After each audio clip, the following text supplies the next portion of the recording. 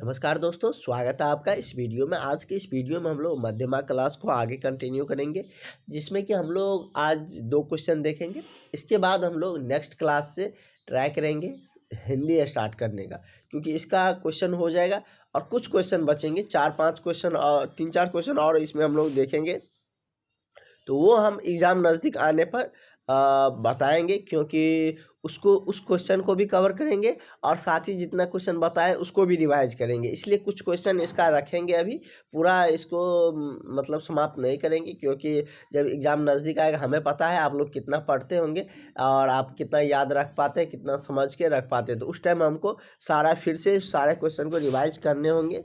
तो इसलिए कुछ क्वेश्चन को हम लोग अभी इस टॉपिक का रखेंगे, संस्कृत साहित्य का। दूसरे सब्जेक्ट का हम लोग देखेंगे, जैसे हिंदी हो गया, संस्कृत व्याकरण हो गया, संस्कृत वेद हो गया। और एक टाइम में तो मेरा जैसे कि अभी साइंस चल रहा है, साइंस 2-3 रोज में समाप्त हो जाएगा। उसमें भी एक सब्जेक्ट इवनिंग वाले टाइम में चलेगा, तो बहुत जल्द आपका सिलेबस समाप्त हो जाएगा। चाहे इंग्लिश का हम लोग स्टार्ट कर दें, चाहे कोई भी हो उसको स्टार्ट करेंगे, तो बहुत ही ईजिली हमारा सिलेबस कवर होने वाला है। तो जो भी कैंडिडेट अभी तक क्लास नहीं लिए हैं, वो सारे कैंडिडेट इस नंबर पर कांटेक्ट करके क्लास ले लीजिए। आपको क्लास लेने से बहुत ही बेनिफिट होने वाले हैं। सारा सब्जेक्ट का आपको नोट्स मिल जाएंगे और सारे सब्जेक्ट को हम अच्छे से समझाएंगे, अच्छे से बता के आपको एग्ज़ाम में भेजेंगे, ताकि आप एग्ज़ाम में अच्छे नंबर ला सकें और सारी जानकारियाँ आपको मिलते रहेंगे। तो इस नंबर पर ज़रूर कांटेक्ट करें और क्लास ले लें, जिससे कि आपको एग्ज़ाम में बेहतर अंक आ सके और आप अच्छे नंबर ला सके। अभी जो कम समय आपके पास बचा है उसमें आप ज़्यादा से ज़्यादा स्कोर कर सकें। तो अभी हम लोग ये देख रहे हैं, और इवनिंग वाले टाइम में मेरा साइंस का टॉपिक चल रहा है, तो उसमें हम लोगों ने केमिस्ट्री कवर किए हैं और फिजिक्स का कुछ चल रहे हैं, कुछ टॉपिक बचा हुआ है। उसको कवर करने के बाद हम लोग उस वाले में होंगे, तो इंग्लिश हम लोग स्टार्ट करेंगे, क्योंकि आप लोग इंग्लिश को लेकर भी बहुत एक्साइटेड है कि कब हमारा इंग्लिश सब्जेक्ट स्टार्ट होंगे। तो 1 से 2 रोज बाद हम लोगों का इंग्लिश शुरू हो जाएगा। तो चलिए इस क्वेश्चन को हम लोग पढ़ते हैं। कह रहे हैं कि आरण्यक कांड कथा विजयम संस्कृत लिखे। कह रहे आरण्यक कांड में क्या हुआ था इसके बारे में लिखे। आप सिर्फ ये लिए समझ में रखें और ध्यान में रखें कि किस कांड में क्या हुआ था। जैसे कि अयोध्या कांड कथा विजयम कहेंगे, तो अयोध्या कांड में क्या हुआ था, मतलब अयोध्या कांड में दशरथ जी राम जी को क्या करना चाहते थे, राज्य अभिषेक करना चाहते थे। लेकिन क्या हो गया कि कल के ही क्वेश्चन में हमने बताए थे कि कैकेयी जी को जो दिए गए 2 वरदान थे, उसके कारण क्या हो गया, तो राम जी का राज्य अभिषेक नहीं हुआ, उनको वनवास मिल गया और भरत जी को राज्य अभिषेक के लिए चुना गया। तो इसके बाद हमने आपको सारे कुछ बताए थे। ये वीडियो नहीं देखे हैं तो आप ज़रूर देख ले। इससे पहले हम लोगों ने बालक कांड कथा विजयम के बारे में जाने थे। इसमें जैसे कि वाल्मीकि जी किसी चरित्र के बारे में लिखना चाहते थे राम जी के बारे में, तो वो नारद जी से पूछ रहे थे कि कैसे उसका चरित्र है, इस संसार में अभी सबसे कौन गुणवान है, इन सारे चीज़ को पता कर रहे थे। उसी तरीके से अगर लघुत्तरीय प्रश्न आते हैं तो इस टाइप से आएंगे। अक्षय कुमार के बारे में पूछा जाएगा, ब्रह्मास्त्र की मस्ती, ब्रह्मास्त्र क्या होते हैं, उसके बाद सबरी कौन थे, खरदूषण कौन थे, इस तरीके से आपसे पूछेंगे। तो ये सब हमने आपको बता रखे हैं, नोट भी दे रखे हैं, लास्ट में हम आपको रिवाइज भी करवा देंगे। तो हम लोग आज आरण्यक कांड कथा विजयम संस्कृति लिखे, इसके बाद हम लोग इसका मातृभाषा वाला भी समझेंगे। कह रहा है कि राजीव लोचन श्री राम महारण्यम, ये 2 बार लिखा गया है, दंडारण्यम प्रवासी विराध नामक राक्षस विनाश्य सर्वभंग सीतु लक्ष्मण अगस्त्यम सुदर्शनम च दशनम। क्या हुआ कि जो राम जी के लिए ये राजीव लोचन शब्द का प्रयोग किया गया है, जिसको कमल लोचन भी कह सकते हैं। तो कमल लोचन श्री राम जी क्या हुए कि दंडक वन पहुँचे। कहाँ पहुँचे, दंडक वन पहुँचे, और वहाँ पर विराध नामक, क्या था, विराध नामकम राक्षसम विनाश्य। विराध नामक जो राक्षस से दंडक वन पहुँचने के बाद विराध नामक राक्षस की क्या हुई, वध किया, उनको विनाश किया। सर्वभंगे नामक और सीतु लक्ष्मण, सर्वभंगे और सीतु लक्ष्मण अगस्त्य मुनि के बारे में हमने आपको बता दिए थे। सर्वहंग के बारे में भी हमने आपको बताए थे।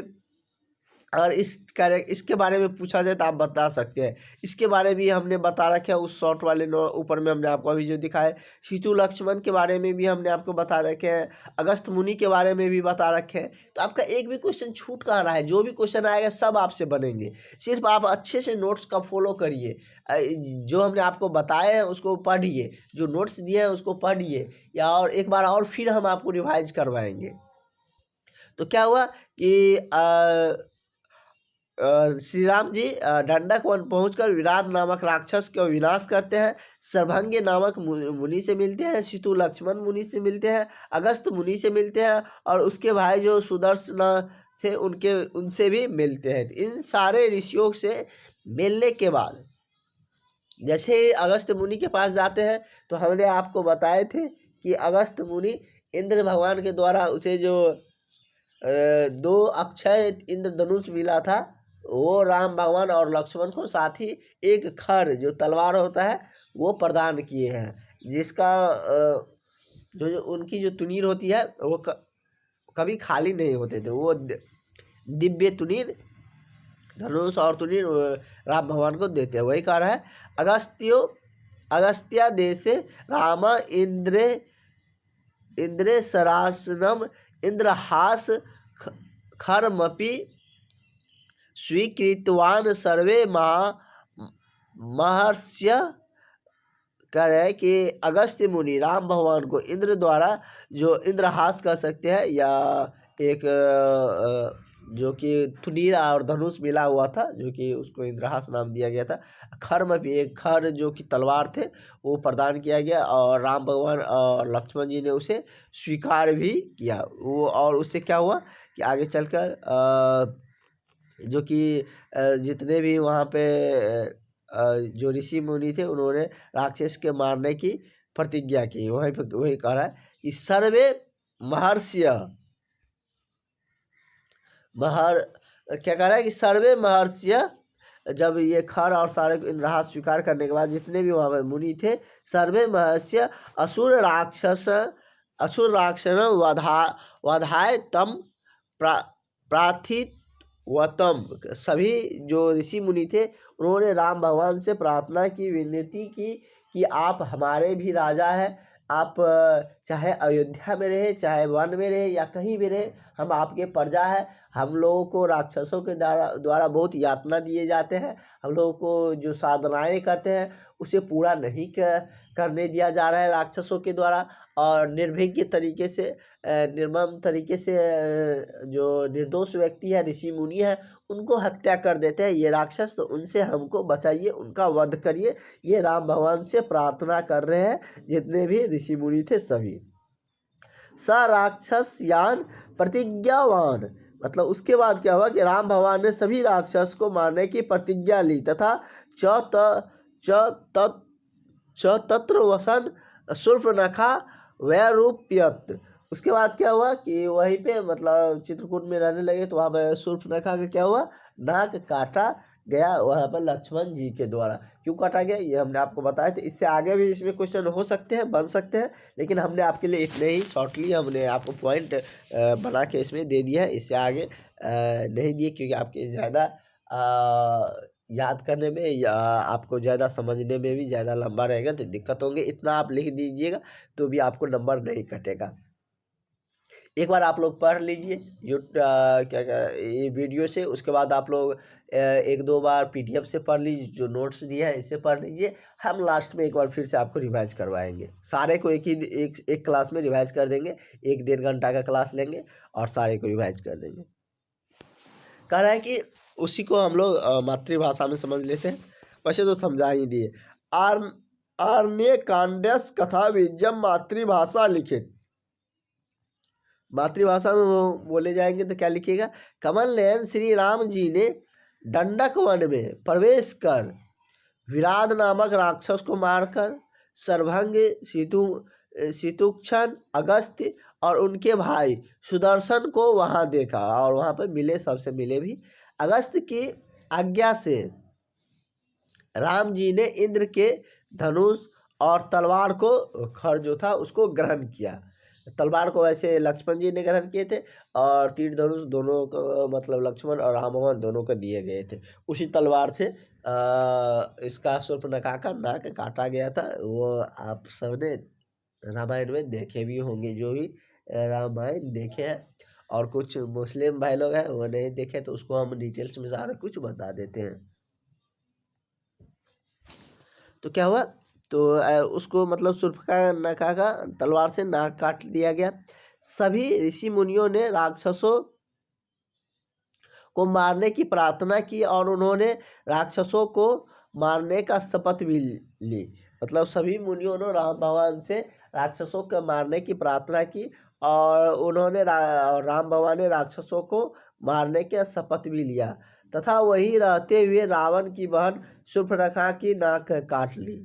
मतलब कि वहीं पर रहते हुए रावण की बहन जो शूर्पणखा थी उसकी नाक काट ली गई। तो ये सारे वहाँ पर हुए थे। इसके बाद हम बात करें तो ये क्वेश्चन भी हम लोग देख लेते हैं और उसके बाद हम लोग के जो कि आगे का रहेगा तो उसको हम लोग को समझने में और आसानी रहेंगे, जितना क्वेश्चन हम लोग कर लिए रहेंगे। तो आप लोग घबराइए नहीं, कभी कभी एक दिन में 2 क्वेश्चन भी देख लेंगे तो उसमें कोई बड़ी बात है नहीं। तो चलिए इस क्वेश्चन को हम लोग देख लेते हैं। इस क्वेश्चन को आपको कई तरीके से पूछ सकते हैं कि आदि कवि वाल्मीकि संस्कृत साहित्य का आय स्थानम निरूप। मतलब आदि कवि वाल्मीकि जी का संस्कृत साहित्य में कौन सा स्थान है। अथवा मूल रामायण लेखक परिचय देत्यम, कह रहा है कि मूल रामायण का लेखक कौन है, ये भी पूछेंगे तो आप बता सकते हैं। ये इस क्वेश्चन में किसी भी तरीके से पूछेंगे यही आंसर देना है। मूल रामायण के लेखक कौन है, तो मूल रामायण लेखक आदि कवि महर्षि कौन है, वाल्मीकि। बस हो गया, इतना लिख देंगे तो हो गया। उसके बारे में डिटेल्स पूछ रहे हैं तो डिटेल्स भी लिखेंगे, बताते हैं सारे कुछ। आदि कवि वाल्मीकि परिचय दिया ताम, मतलब आदि कवि जो वाल्मीकि जी है उनके बारे में परिचय दीजिए। तो वाल्मीकि जी कौन थे, महर्षि वाल्मीकि जी सर्वश्रेष्ठ सर्वश्रेष्ठ मुनि अस्ति, मतलब सर्व मुनियों में सर्वश्रेष्ठ थे।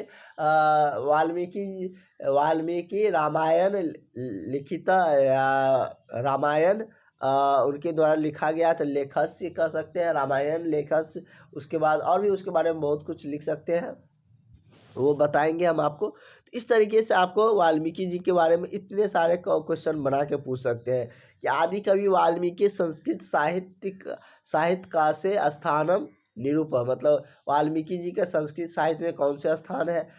मूल रामायण का लेखक का परिचय दीजिए। आदि कवि वाल्मीकि जी के परिचय दीजिए। संस्कृत साहित्य का से वाल्मीकि कवि देदीप्यमानं सूर्य अस्ति। तो इस तरीके से आपको 4-5 तरीके से इस क्वेश्चन को पूछ सकते हैं, लेकिन सबका आंसर वही होंगे, इसलिए सारे क्वेश्चन को एक जगह हमने आपको बता दिए।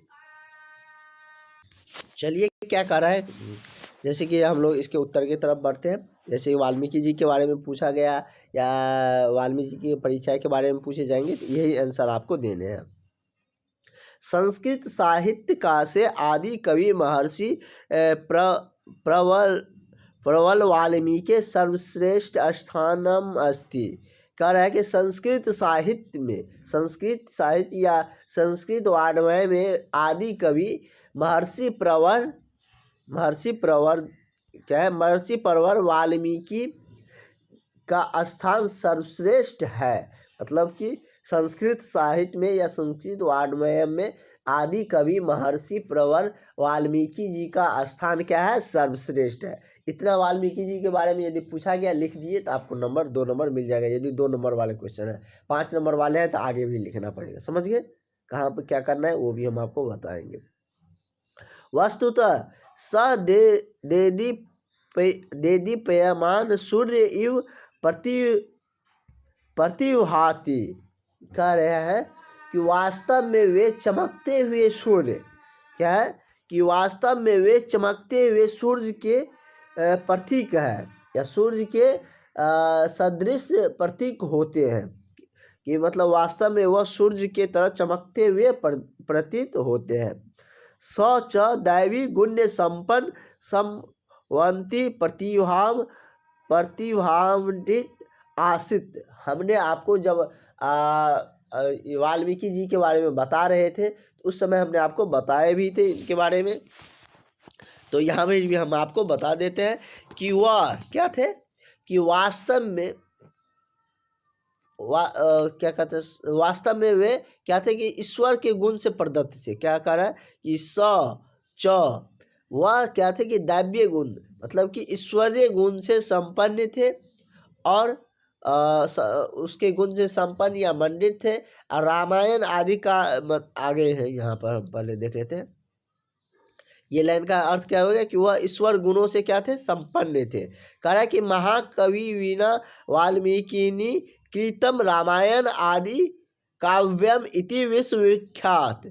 जो आदि मतलब कह सकते हैं आदि काव्य, या हम लोगों का जो धार्मिक काव्य भी है आदि काव्य भी कहा जाता है उसको, जो इनके द्वारा जो लिखे गए वो क्या हुए, विश्वविख्यात हुए हैं।